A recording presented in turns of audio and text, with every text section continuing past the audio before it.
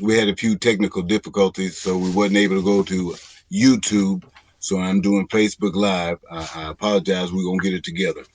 But the main reason uh, that we're doing this is because, like I said earlier, the 2020 special that aired left a lot of things out. If you've been following the Rodney Reed case, they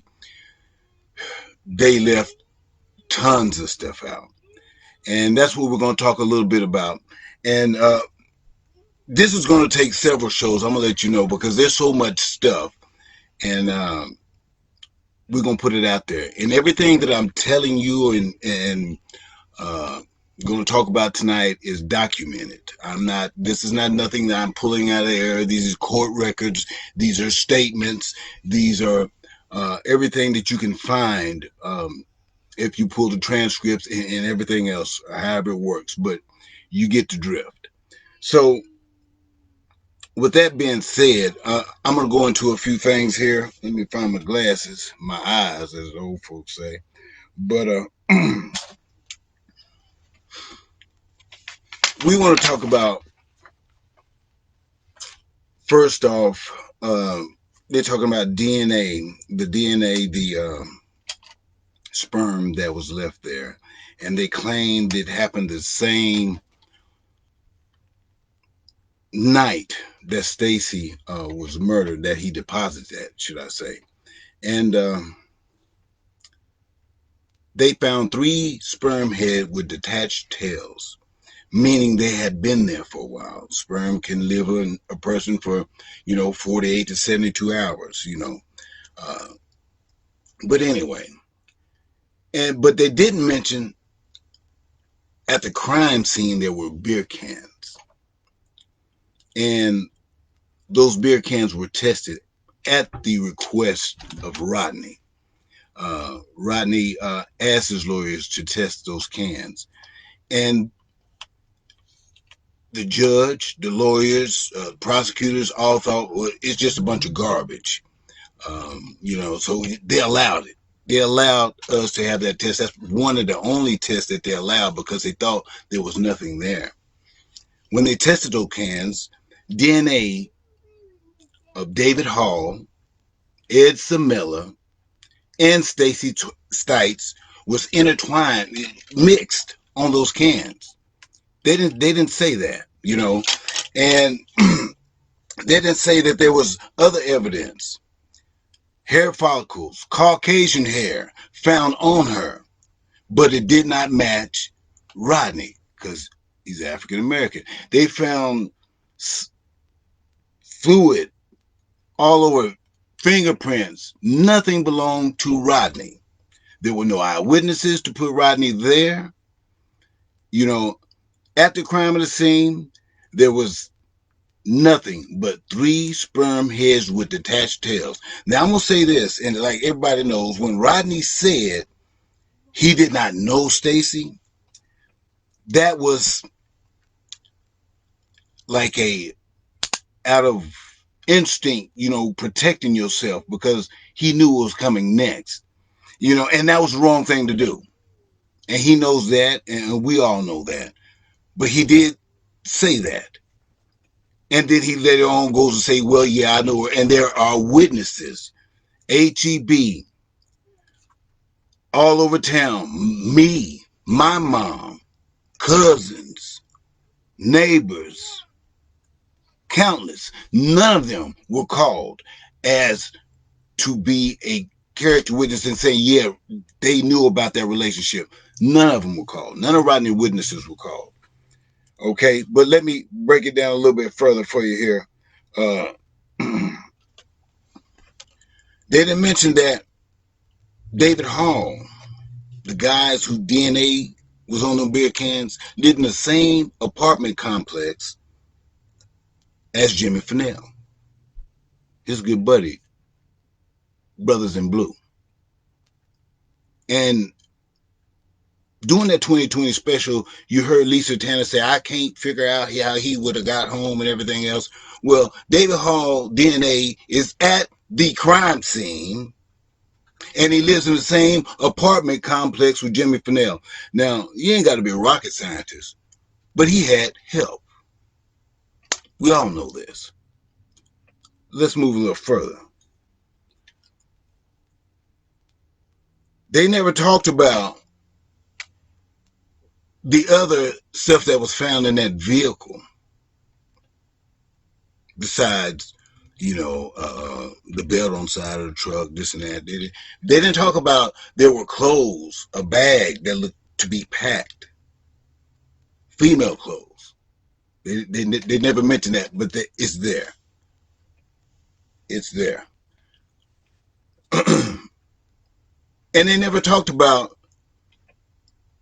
the day. They said they held it for a week, the truck that Stacey drove that night.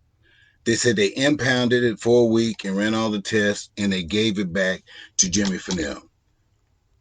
And the very next day, he sold that truck. The very next day. Now, in my opinion, that is part of a crime scene in itself. That should never have been released to anyone to the disposition of the case, as evidence. And there could be even more that they missed. And you got somebody's life on the line. That don't make sense. Where they do that at? Bastrop, Texas. Shoot. But anyway, they never said that Ed Samela, whose DNA was found on those beer cans with David Hall, mysteriously ended up dead, shot in the back of the head. You never hear nothing about that, and they claim it was suicide and everything else. And I don't believe it was suicide. Everybody that knows Ed knows it wasn't suicide. Scott Samela, Ed's brother, I've talked with him frequently. He believes Ed was murdered just like we all do, and behind the Rodney Reed case. Now, that is my opinion, that part, the Ed Samela thing. I just want to get that straight. Okay? But it makes sense. And they never talked about another police officer who was investigating the Rodney Reed case, a retired police officer, Gary Joe Bryant, how he mysteriously ended up dead. They claimed a migrant worker murdered him and took all of his paperwork on the Rodney Reed case and fled with him. Doesn't make sense. That's the last thing you want is some papers. What can you do with those? Doesn't make sense. And his wife believes it was behind the Rodney Reed case. I believe it was behind the Rodney Reed case. You never hear that talked about. None of that. And it goes deeper. We got a whole lot more, and I got lists and I got things. Man, it's just incredible.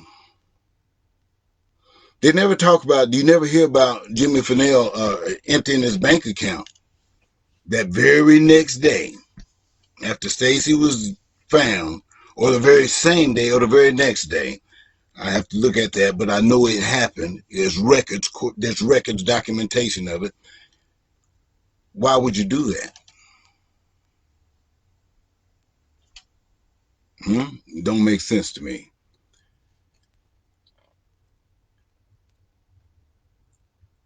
Also, there are what you call statements from neighbors that heard Carol Stites when they told her daughter was dead and they found her. Her first reaction at the top of her lungs, this is statements. I'm not making this up. Jimmy, what did you do to my daughter? That was her first reaction. You don't never hear about that. She don't never mention that, And I'm I'm just stating the facts. I have much respect for Carol Stites and her family. I want justice for Stacey as much as I want it for Rodney, because I know my brother didn't do it and the murderer is still out there. And we got to do something about that. So let's move on.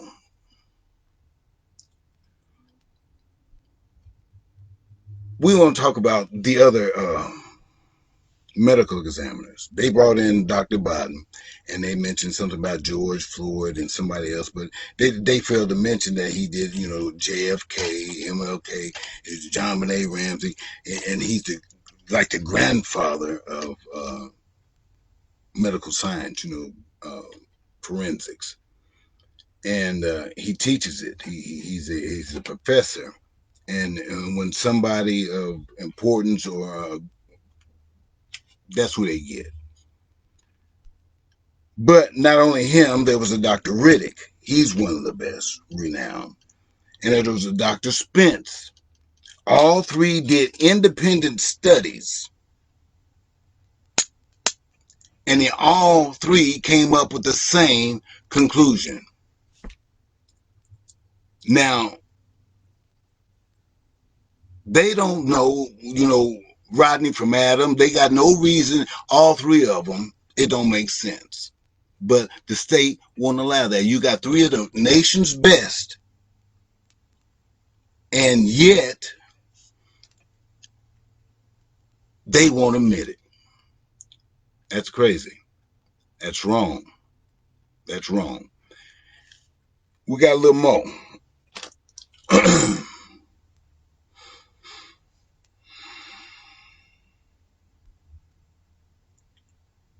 We're gonna talk about Jimmy for a minute here, and his characteristics. And these are statements from police officers. These are fellow officers who wrote sworn affidavits on what I'm finna tell you now. An officer wrote a sworn affidavit saying, at the funeral of Stacey Stites, standing over her body, he said, you got what you deserve. He heard that. And this is the police officer that wrote an affidavit. And right is right and wrong is wrong. But you don't ever hear nothing about that. Public don't know about those little things. Or, if you wasn't at the trials and stuff, those are things that, but I've been dealing with this for going on 24 years, and enough is enough. Injustice is ooh, man. Anyway, let's move on. Also, another cop wrote a sworn affidavit stating when they were at the police academy training, she said, Jimmy Fennell said he knew how to murder a person and get away with it using a belt, suffocate. He described the way Stacey Stites was murdered.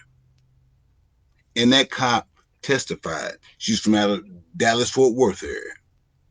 She came down here and testified to the fact that man said if he was going to murder somebody, that's the way he do it. You don't hear about that.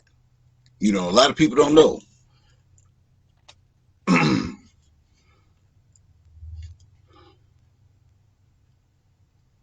There's also an affidavit from a ex-con. I'm trying to see if I got his name here. But he was a white supremacist. I can't think of his name off the top. I didn't write it down. But while in prison,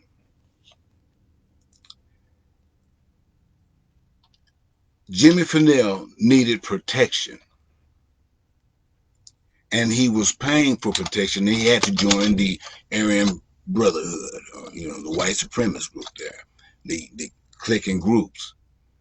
And while Jimmy was a cellmate of one of the leaders, he told This man, I killed her because she was sleeping with a nigger, trying to, I guess get kudos, make him feel more at ease, but this is a guy who do not like black people, actually hate black people, according to what they go by.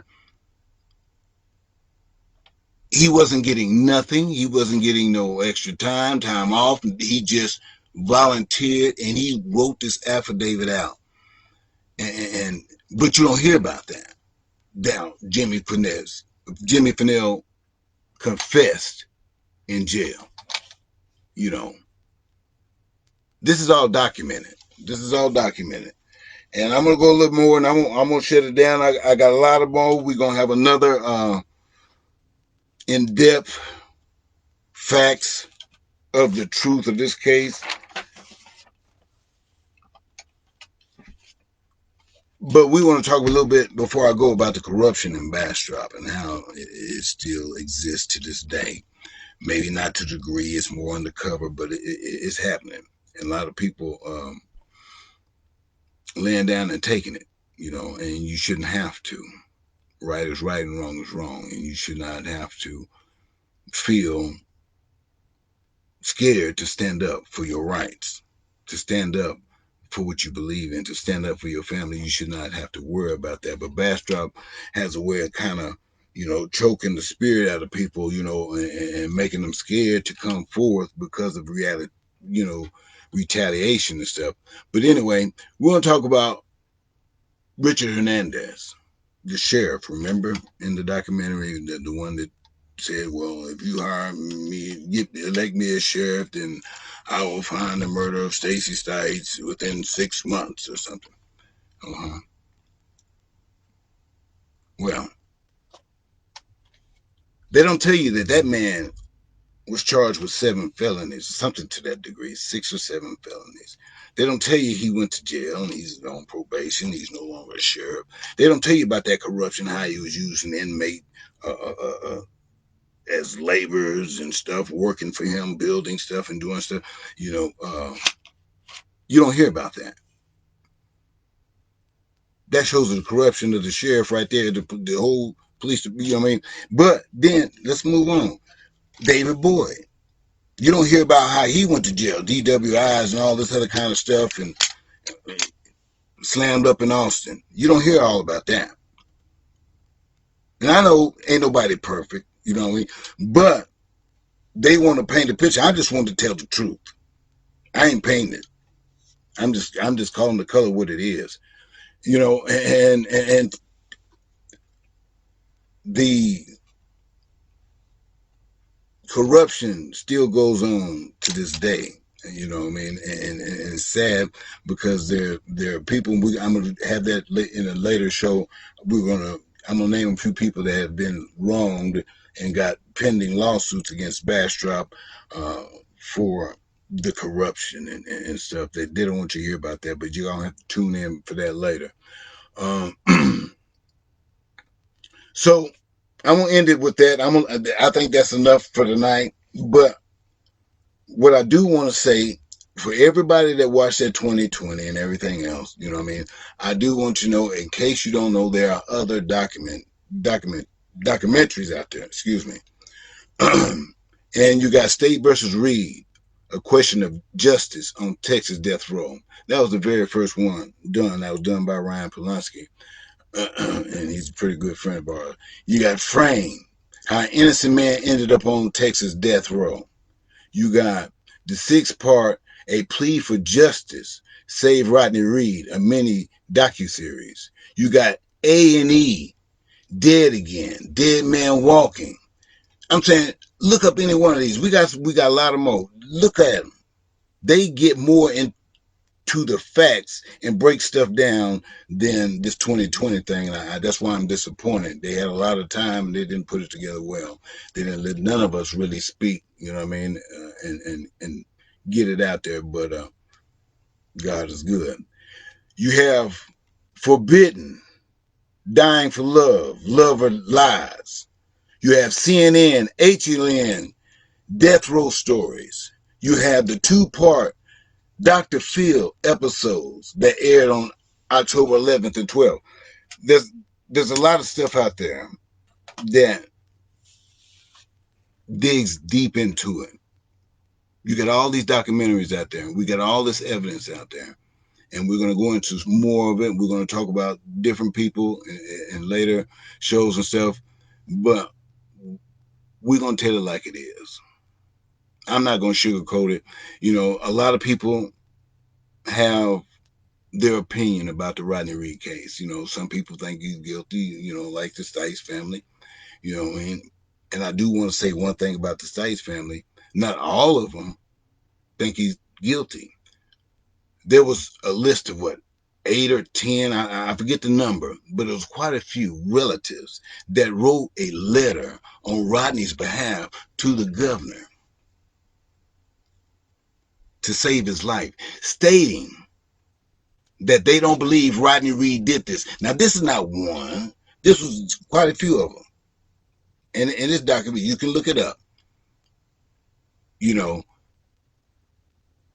stating that they believe the state has the wrong man. They don't believe Rodney killed her. They believe someone else did. I mean, you know what I mean? And I think they believe Jimmy Fennell did. And as a matter of fact, I know some of them, they personally told me that. But anyway, you got all this. You know, we got all this evidence out there. We got all these witnesses. We got so much more. But yet my brother's still on Texas death row. And yet my family is still not whole. And that's, you know what I mean? Like I say, people have their own opinions, whether he's innocent, guilty. But one thing I think all of us can agree on, Rodney Reed did not get a fair trial out the gate. And that's all we as Reed family want, is a fair trial. Because I believe that if we are able to admit the truth, the evidence, Rodney will free himself. They will not find my brother guilty.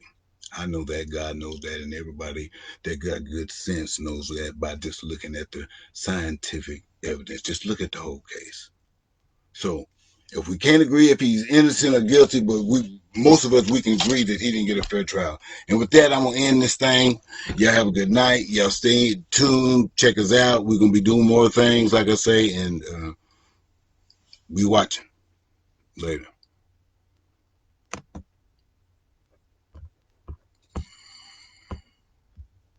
If I know how to shut this thing off out there. Oh, man. It's still on. It's all moving.